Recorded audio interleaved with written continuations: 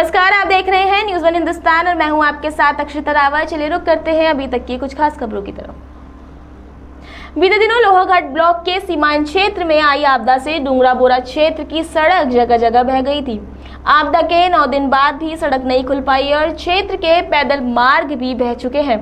वहीं ग्रामीणों के द्वारा क्षेत्र में वायरल फीवर, पीलिया अन्य बीमारी होने की शिकायत की थी, जिस पर एसडीएम लोहाघाट रिंकू बिष्ट ने संज्ञान लेते हुए सीएमओ चंपावत को डूंगरा बोरा क्षेत्र में स्वास्थ्य टीमें भेजने के निर्देश दिए थे। सीएमओ के निर्देश पर आज डॉक्टर मंजीत सिंह ग्रामीणों के उपचार हेतु दवा सहित रवाना हुए, लेकिन लाख कोशिशों के बावजूद रास्ते टूटे होने से वह गांव तक नहीं पहुंच पाए।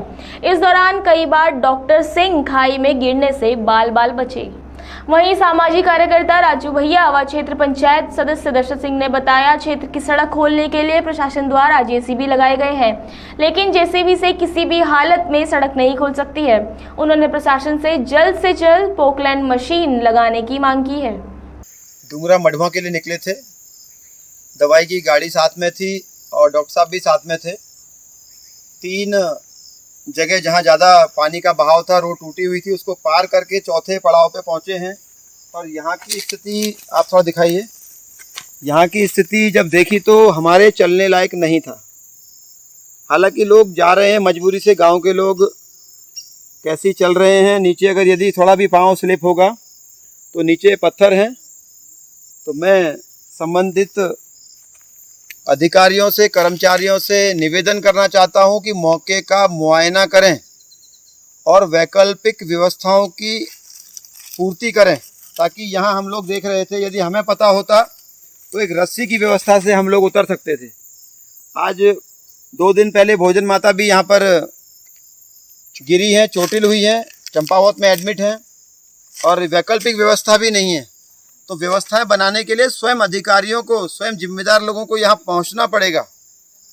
आज 1 महीना लगेगा हमारे हिसाब से, 2 भी लग सकते हैं, लेकिन कोई व्यवस्थाओं की बात नहीं हो रही है। यदि कोई महिला को, कोई गर्भवती महिला हुई तो डोली से भी नहीं आ सकती है। यदि कोई बीमार ज़्यादा हुआ तो वह भी नहीं आ सकता है। मैं निवेदन करूँगा सरकार से, मैं निवेदन करूँगा उच्च अधिकारियों से, अपने जिम्मेदार व्यक्तियों को भेजकर, जिम्मेदार अधिकारियों को भेजकर यहाँ की व्यवस्था देखें और व्यवस्था बनाए। नमस्कार। Bureau report, news one Hindustan, Lohaghat. Roorkee के सोलानी नदी पुल निर्माण व नगर की अन्य समस्याओं को लेकर लोकतांत्रिक जनमोर्चा व कांग्रेस कार्यकर्ताओं ने संयुक्त रूप से नगर विधायक प्रदीप बत्रा की शव यात्रा निकालकर प्रदर्शन किया। इस दौरान विधायक के खिलाफ जमकर नारेबाजी भी की गई। आपको बता दें कि रुड़की के मलकपुर चुंगी से शुरू हुई यात्रा सोलानी नदी पुल तक पहुंची, जहां प्रदर्शन कर रहे लोगों ने पुतले को अर्थी समेत आग लगाई और जमकर नारेबाजी की। लोकतांत्रिक जनमोर्चा संयोजक सुभाष सैनी ने कहा कि पिछले 15 साल से विधायक प्रदीप बत्रा शहर का प्रतिनिधित्व कर रहे हैं, लेकिन विकास कार्य धरातल पर नजर नहीं आते हैं। देखिए, लोकतांत्रिक जनमोर्चा और कांग्रेस का संयुक्त कार्यक्रम था। ये पिछले 16 वर्षों से यहाँ रुड़की में प्रदीप बत्रा जी विधायक और चेयरमैन रहे। तो उनके इस कार्यकाल के दौरान एक संयोग रहा कि विधायक चेयरमैन एक साथ भी रहे वो, और एक और संयोग है कि वो सत्ता के करीब रहे, मुख्यमंत्री के करीब रहे। यदि उन संबंधों का लाभ मुख्यमंत्री से या सत्ता का लाभ वो रुड़की के विकास को देते तो अच्छा लगता, और हमें ऐसा लग रहा कि उन्होंने अपने पर्सनल विकास को ज़्यादा तरजीह दी। तो इसी का कारण है कि आज रुड़की का विकास तो वहीं का वहीं है, और 16 वर्षों में बत्रा जी का विकास देहरादून तक चला गया। तो मलाल हमें इस बात का है कि वो जनप्रतिनिधि जब वो चेयरमैन बने थे, मैं भी साथ था उनके, तो हमने कहा था रुड़की की जनता को कि ये जो क्वालिटी मिठाई में दी है इन्होंने, वो क्वालिटी राजनीति में देंगे। 100 रुपये शासन से मांगे, 10 मिलावेंगे, लेकिन उन्होंने उल्टा कर दिया। अब वहाँ ऐसा कोई छोड़ा ही नहीं। उन्हें इतनी कारगुजारियाँ उनकी हैं कि ये लगता है कि जनप्रतिनिधि का बनना ही हमारे लिए अभिशाप बन गया। सोलानी पुल नहीं, सोलानी पुल तो है ही, देखे 2 साल से वो बंद पड़ा, आवाजाही भारी वाहनों की बंद है वहाँ। Bureau report, news one Hindustan, Roorkee. Ramnagar में रविवार की शाम अपने पिता के साथ कोसी नदी में नहाने गया एक 12 वर्षीय किशोर पानी के तेज बहाव में बह गया। सूचना मिलने के बाद मौके पर पहुंची एसडीआरएफ व पुलिस टीम ने कोसी नदी में बहे बालक को खोजने के लिए सर्च अभियान चलाया। करीब 2 घंटे की कड़ी मशक्कत के बाद एसडीआरएफ की जवानों ने नदी में से किशोर का शव बरामद कर लिया है। तहसीलदार कुलदीप पांडे ने बताया कि आपदा कंट्रोल रूम से जानकारी मिलने के बाद मौके पर एसडीआरएफ के जवान पहुंचे और उन्होंने नदी में करीब 2 घंटे तक सर्च अभियान चलाया। इसके बाद धीरज सिंह बिष्ट कालूसिद्ध गेट के समीप बरामद हुआ। उन्होंने बताया कि मृतक के शव का सोमवार को पोस्टमार्टम कराया जाएगा। तो वहीं पुलिस भी मामले की जांच में जुटी हुई है। ये लगभग 3:50 पे हमको सूचना प्राप्त हुई जिला आपदा कंट्रोल रूम से कि कोई पुछड़ी नई बस्ती के पास में कुछ बच्चे बह गए हैं, तो उनकी सर्च ऑपरेशन किया जाए। तत्काल मूवमेंट करते हुए मौके पर पुलिस, एसडीआरएफ और प्रशासन पहुंच गया था, जिसके उपरांत सर्च ऑपरेशन चलाया गया।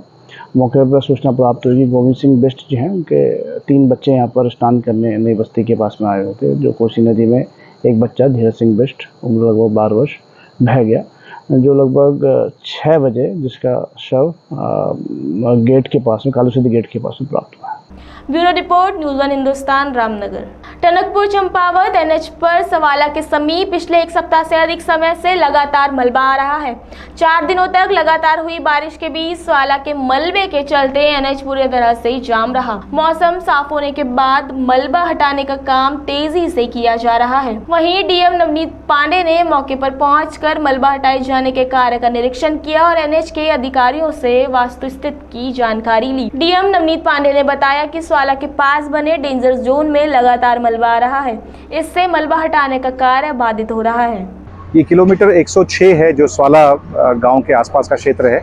यहाँ पे काफ़ी हैवी स्लाइड आया था और 12-13 तारीख की बारिश के बाद यहाँ काफ़ी डैमेजेस हुए थे। यहाँ की हमारी जो एनएच की टीम है वो लगातार 24 घंटे काम कर रही है, लेकिन यहाँ पे खतरा भी बहुत ज़्यादा है और जो हमारा जो लूज रॉक है वो बहुत ज़्यादा है। हमने प्रयास किया था पिछले 2 दिनों में कि हम लोग लाइट व्हीकल को क्रॉस कराएंगे और उसके बाद हमने कल एफर्ट्स किए थे कि हेवी ट्रैफिक भी जो है वो क्रॉस कराया जाए, लेकिन हेवी ट्रैफिक जैसे ही हमने पार कराने की कोशिश करी वहाँ पे काफ़ी ज़्यादा सिंकिंग हुई है और वो अनसेफ हो गया है। आज भी हम देख रहे हैं कि एनएच की टीम सुबह लगभग 6 बजे से काम कर रही है और लगभग 11-12 घंटे के बाद भी हम लोग अभी सक्सेस नहीं आ पाई है। हमें उम्मीद है कि हम लोग मे बी आज शाम या कल सुबह तक लाइट ट्रैफिक के लिए हम लोग इस वहाँ मार्ग को खोल पाएंगे, लेकिन जिस तरह की यहाँ पे परिस्थितियाँ हैं अगले 3 दिन तक हैवी ट्रैफिक का यहाँ से जो है आवागमन संभव नहीं हो पाएगा।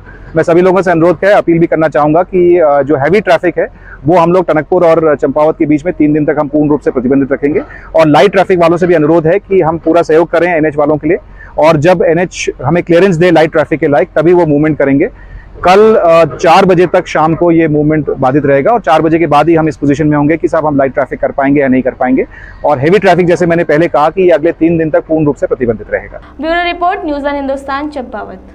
बात करें देहरादून की तो जिलाधिकारी सवीन बंसल ने आज जिलाधिकारी आवास से पहाड़ी पैडलर्स के साइकिल दल को हरी झंडी दिखाकर रवाना किया। यह दल पहाड़ी पैडलर्स के युवा संगठन के द्वारा देहरादून के समीपवर्ती क्षेत्रों में उपेक्षित जल स्रोतों का सर्वेक्षण तथा चिन्हीकरण कर अपनी रिपोर्ट जिला प्रशासन को प्रस्तुत करेगा। जिलाधिकारी ने कहा, जल संवर्धन व संरक्षण ऐतिहासिक धरोहर तथा समाज सुधार हेतु कार्य कर रही है। संस्थाओं एवं संगठनों को प्रोत्साहित किया जाएगा तथा उनकी हर संभव मदद की जाएगी। उन्होंने कहा कि सामाजिक संगठनों समूहों की भूमिका महत्वपूर्ण होती है क्योंकि उनके क्षेत्र की भौगोलिक सामाजिक स्थिति के ज्ञान के साथ ही इनका स्थानीय लोगों से सीधा जुड़ाव होता है। हमारे जितने पब्लिक स्पिरिटेड इंडिविजुअल्स हैं और एनजीओज हैं, ऑर्गेनाइजेशंस हैं, सो हमने एक इनिशिएटिव शुरू किया है कि इन सबको एडमिनिस्ट्रेशन के साथ जोड़ा जाए। इनके एफर्ट्स एडमिनिस्ट्रेशन के एफर्ट्स को सप्लीमेंट करें and that should mean the vice versa too. So हमारे बहुत सारे ऐसे फील्ड्स हैं जहाँ पे administration alone, government efforts alone cannot bring about a perceptible difference. जो हमारी कम्युनिटी रिप्रेजेंटेटिव्स हैं, हमारी सिविल सोसाइटी ऑर्गेनाइजेशंस हैं, उनकी भूमिका अहम हो जाती है due to so many factors. वो पब्लिक से सीधा जुड़े हुए हैं, उनको एरिया का ज़्यादा आइडिया है और they are into these fields in an intensive manner. वो डे टू डे इन मुद्दों पे कार्य करते हैं, रिसर्च करते हैं, उनके पास अच्छा फीडबैक है, अच्छे इनपुट्स हैं। सो चाहे वो हमारा जल स्रोत कंजर्वेशन हो, रिस्टोरेशन हो, वो हमारे चाहे एंटी ड्रग ड्राइव्स हों, बच्चों को, यूथ को सोशल लेवल से डेविएट करने की मुहिम हो, या फिर लॉ एंड ऑर्डर, ट्रैफिक व्यवस्था, हमारी कल्चरल हेरिटेज जैसे इश्यूज हों। Bureau report, news one Hindustan, Dehradun.